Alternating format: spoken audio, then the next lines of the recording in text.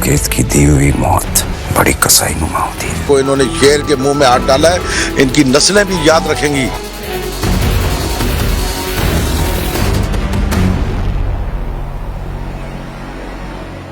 कराची शहर अगर बोल सकता तो शायद सबसे पहले उस जगह का नाम लेता जहां भूख की कोख से जुर्म और कत्ल ने जन्म लिया था, जहां गुर्बत का रक्स सरेआम देखा जाता था, जहां इंसानियत की तज़लील एक तमाशा थी जो अगर रोज ना होता तो आवाम बेचैन हो जाती, क्योंकि यहाँ सब तमाशबीन थे और जिनमें हिम्मत होती वो खुद तमाशा लगाते थे।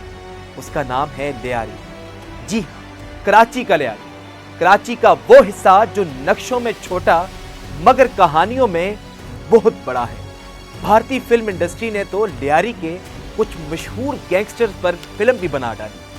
धुरंधर मूवी जिसका चर्चा हर आम और खास बच्चे बूढ़े जवान सब कर रहे हैं, लेकिन हीरा मंडी सीरीज की तरह इस फिल्म को भी जो भारतीय फिल्म डायरेक्टर आदित्य धार ने अपनी मर्जी और हम कह सकते हैं कि खुद साख्ता कहानी पर मबनी फिल्म बनाई है।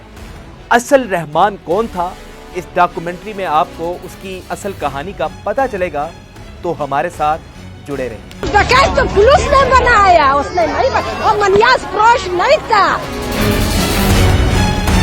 कराची बंदरगाह के करीब पुरानी इमारतों और तंग गलियों के बीच एक ऐसी बस्ती सदियों से सांस ले रही है जिसने हुक्मरान भी पैदा किए और कातिल भी, शायर भी पैदा किए और गुंडे भी। लियारी को समझने के लिए सिर्फ उसकी जोग्राफियाई हैसियत देखना काफ़ी नहीं, बल्कि उसके ज़ख्मों को देखना पड़ता है। वो ज़ख्म जो वक्त के साथ बढ़ने के बजाय और गहरे होते गए। यहाँ गुर्बत महज पैसे की कमी का नाम नहीं, बल्कि मौके की मौत का दूसरा नाम है। और जब मौके मर जाएं तो इंसान या तो खामोश हो जाता है या खतरनाक। लियारी में पैदा होने वाला हर बच्चा बहुत जल्द ये सीख लेता है कि ताकत के बगैर इज्जत नहीं मिलती। यहाँ पुलिस खौफ की अलामत नहीं, बल्कि एक सौदेबाज का किरदार अदा करती है, और कानून एक ऐसी किताब है जो या तो बंद रहती है या ताकतवर के हाथ में खुली होती है। इन्हीं गलियों में वक्त के साथ साथ छोटे जराइम ने जड़ पकड़ी।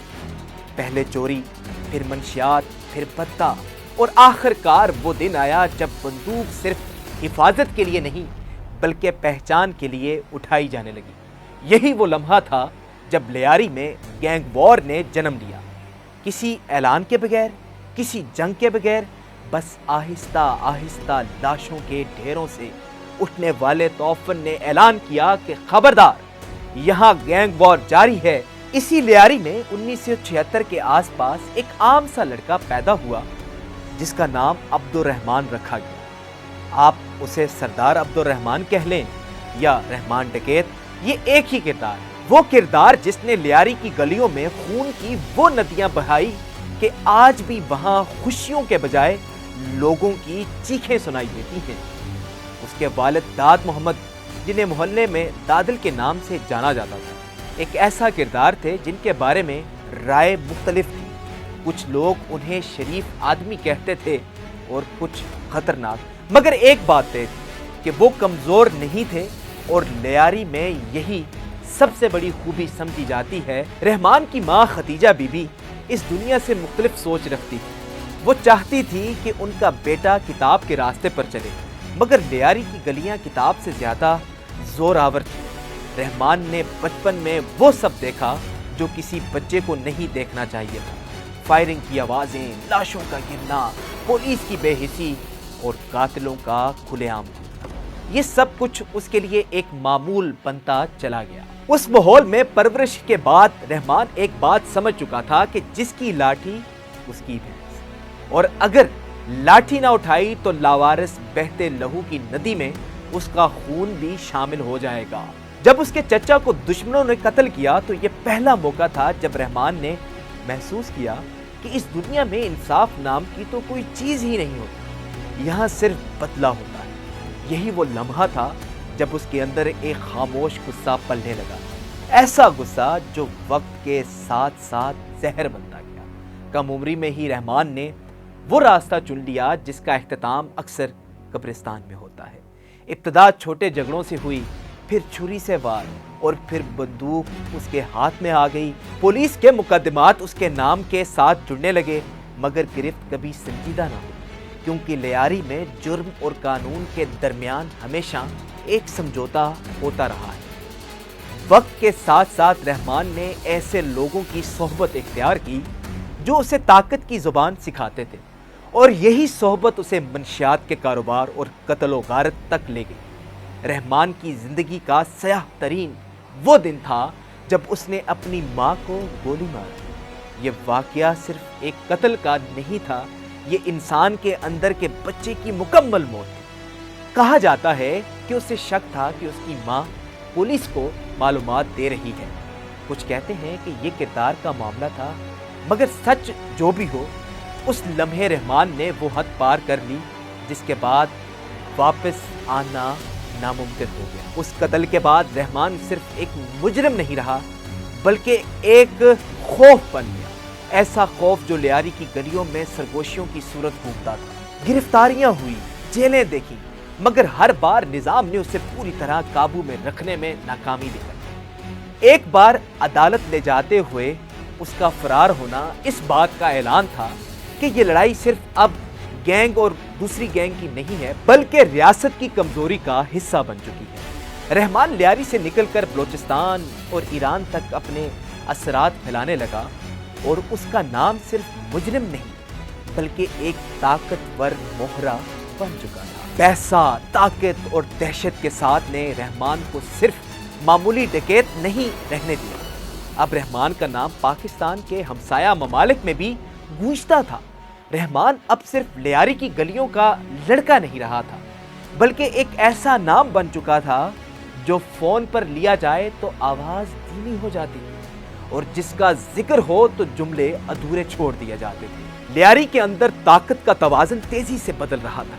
پرانے کردار ایک ایک کر کے یا تو مارے جا رہے تھے یا پس منظر میں دھکیل دیے جاتے تھے، اور اس خلا کو رحمان پوری بے-رحمی سے پر کر رہا تھا۔ اس کے لیے یہ صرف کاروبار نہیں تھا بلکہ بقا کی جنگ تھی، کیونکہ لیاری میں کمزور ہونا مرنے کے مترادف سمجھا جاتا تھا۔ رحمان نے جلد ہی سمجھ لیا تھا کہ بندوق کے ساتھ دماغ کا استعمال نہ ہو تو طاقت عارضی رہتی، اس لیے اس نے صرف اپنے گروہ کو مضبوط نہیں کیا بلکہ دشمنوں کی کمزوریوں پر بھی گہری نظر رکھنا شروع کر دی۔ ہر گلی، ہر موڑ، ہر چھت اس کے لیے ایک ممکنہ محاذ تھی۔ رحمان کے ساتھی اسے لیڈر نہیں بلکہ محافظ سمجھتے تھے، اور دشمن اسے درندہ کہتے تھے، مگر سچ یہ تھا کہ وہ اس ماحول کی پیداوار تھا جس نے انسانوں کو یا تو قاتل بننے پر مجبور کیا یا لاش۔ اسی دوران لیاری میں ایک اور طاقتور کردار حاجی لالو بھی موجود تھا، جس کے ساتھ رحمان کا تعلق شروع میں تعاون کا تھا، مگر وقت کے ساتھ ساتھ یہی تعلق دشمنی میں بدل گیا۔ یہ دشمنی ذاتی کم اور علاقے کی زیادہ تھی، کیونکہ دونوں جانتے تھے کہ لیاری میں دو بادشاہ ایک ساتھ نہیں رہ سکتے۔ دونوں طرف سے قتل ہوئے، دونوں طرف سے بدلے لیے گئے، اور لیاری کے عام لوگ ایک بار پھر اس جنگ کی بینٹ چڑھنے لگے، جس کا فیصلہ ان کے ہاتھ میں کبھی تھا ہی نہیں۔ رحمان کے نام پر درجنوں مقدمات درج ہو چکے تھے، مگر ہر بار یا تو گواہ خاموش ہو جاتے تھے یا فائلیں دب جاتی۔ یہ وہ وقت تھا جب سیاست نے اس کہانی میں خاموشی سے قدم رکھا۔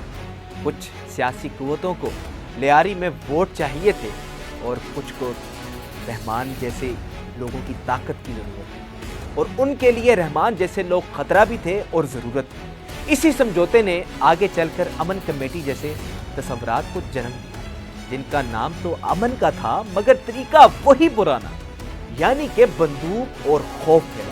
رحمان کو جب جیل بھیجا گیا تو یہ کسی انجام کی شروعات نہیں تھی بلکہ ایک وقفہ تھا۔ جیل کے اندر بھی اس کا اثر قائم رہا، اس کے احکامات باہر تک پہنچتے رہے، اور اس کی غیر موجودگی میں بھی اس کا نام ہی کافی تھا۔ جیل سے باہر آتے ہی اس نے اپنی طاقت کو مزید منظم کیا، اور اب اس کے پاس صرف اسلحہ نہیں بلکہ لوگ، پیسہ اور رابطے بھی تھے۔ وہ جان چکا تھا کہ اصل جنگ صرف گلیوں میں نہیں بلکہ میزوں پر بھی لڑی جاتی ہے۔ لیاری کی فضا دن بدن بھاری ہوتی جا رہی تھی، فائرنگ اب خبر نہیں رہی تھی بلکہ معمول بن چکی تھی۔ لوگ عادی ہو چکے تھے، माँ बाप अपने बच्चों को शाम से पहले घर बुला लेते थे और स्कूल जाना एक खतरा समझा जाने लगा था। इस सब के बीच रहमान एक ऐसी अलामत बन चुका था जिसे कुछ लोग अपना मुहाफिज समझते थे और कुछ अपनी तबाही की वजह समझते थे, मगर किसी में इतनी हिम्मत नहीं थी कि उसके खिलाफ खुलकर सामने आए, खुलकर उसके खिलाफ आवाज बुलंद कर सके। यही वो दौर था जब रहमान ने खुद को नाकाबिल शिकस्त समझना शुरू कर दिया। उसे लगने लगा था कि ये शहर, ये निज़ाम, ये कानून सब उसके सामने ही बस हैं। मगर तारीख का असूल यही है कि जब इंसान खुद को खुदा समझने लगे तो उसका ज़वाल करीब आ जाता है, और रहमान की कहानी भी इसी मोड़ की तरफ बढ़ रही थी। दुश्मन सिर्फ बाहर नहीं थे, अंदर भी पैदा हो रहे थे, और एतमाद आहिस्ता आहिस्ता शक में बदलने लगा था। लियारी अब एक बार फिर फैसला कुन मरहले में दाखिल हो रहा था, जहां ताकत, सियासत और खून एक दूसरे में गडमड हो चुके थे। रहमान डकैत का नाम अरूज पर था, मगर यही अरूज उसके अंजाम की बुनियाद भी बन रहा था। ये वो जगह है जहां कहानी मजीद तारीख हो जाती है, जहां अमन कमेटी, सियासी सरपरस्ती, खुफिया फैसले और आखिरी टकराव का शुरू होना इस बात की दलील थी कि अब रहमान का ज़वाल शुरू हो गया था। वक्त के साथ साथ रहमान डकैत की ताकत इतनी नुमायां हो चुकी थी कि अब उसे नजरअंदाज करना मुमकिन नहीं रहा था। वो जो कभी रियासत के लिए एक मसला था, आहिस्ता आहिस्ता एक हल में बदल दिया गया। सियासत की दुनिया में ये कोई अनोखी बात नहीं थी। यहाँ दुश्मन भी जरूरत के वक्त दोस्त बन जाता है और कातिल भी मुहाफिज के लिबास में आ खड़ा होता है।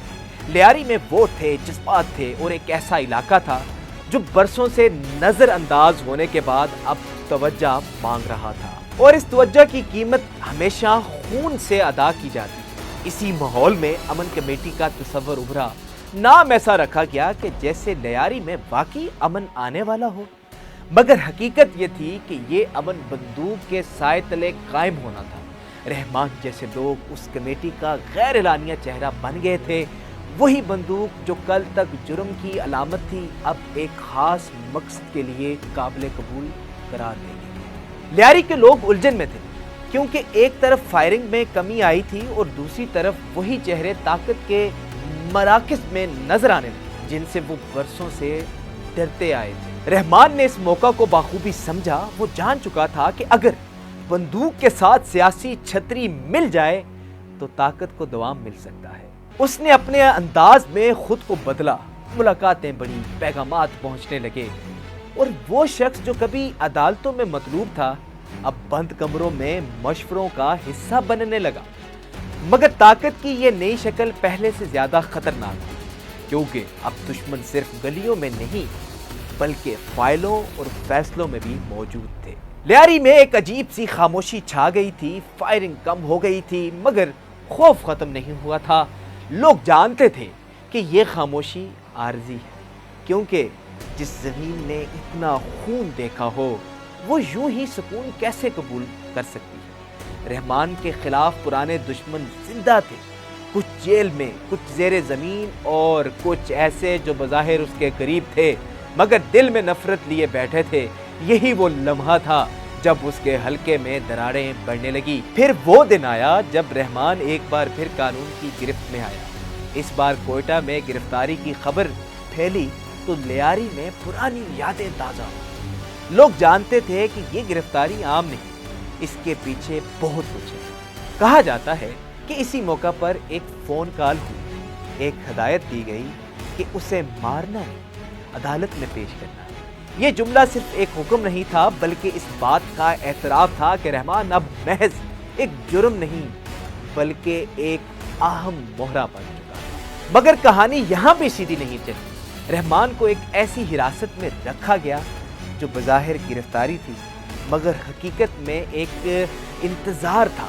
ये इंतज़ार किस चीज़ का था, उसका जवाब शायद कभी मुकम्मल तौर पर सामने ना आ सका। कुछ कहते हैं कि फैसले हो रहे थे, कुछ कहते हैं कि सौदे तय पा रहे थे। रहमान खुद को एक बार फिर नाकाबिल शिकस्त समझने लगा था, मगर शायद वो भूल गया था कि जब ताकत ज़रूरत बन जाए तो फिर उसे कुर्बान करना भी आसान हो जाता है। फरार एक बार फिर हुआ اور اس بار یہ فرار پہلے سے زیادہ پراسرار تھا؟ یہ سوال آج تک باقی ہے کہ یہ محض ایک اتفاق تھا یا ایک منصوبہ، مگر جو بھی تھا اس نے یہ واضح کر کے دکھایا کہ یہ رحمان کی کہانی اب آخری مرحلے میں داخل ہو چکی۔ دشمن قریب تھے، ریاست بے چین تھی اور سیاست اپنا بوجھ اتارنے کے لیے مکمل تیار تھی۔ بالآخر وہ دن بھی آیا جب داستان اپنے انجام کو پہنچی۔ ایک مقابلہ، ایک جھڑپ، ایک فیصلہ کن لمحہ، اور وہ شخص جو برسوں لیاری کی گلیوں میں خوف کی علامت رہا خاموش ہو گیا۔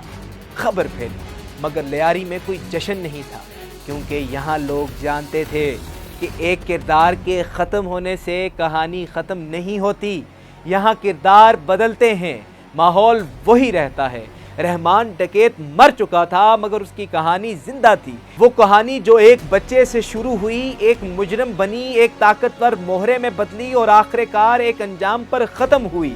لیاری آج بھی وہی ہے، اسی بندرگاہ کے قریب، اسی گرد و غبار میں لپٹی ہوئی، اور شاید کسی اور عبد الرحمان کے انتظار میں جو اس ماحول میں آنکھ کھول رہا ہو۔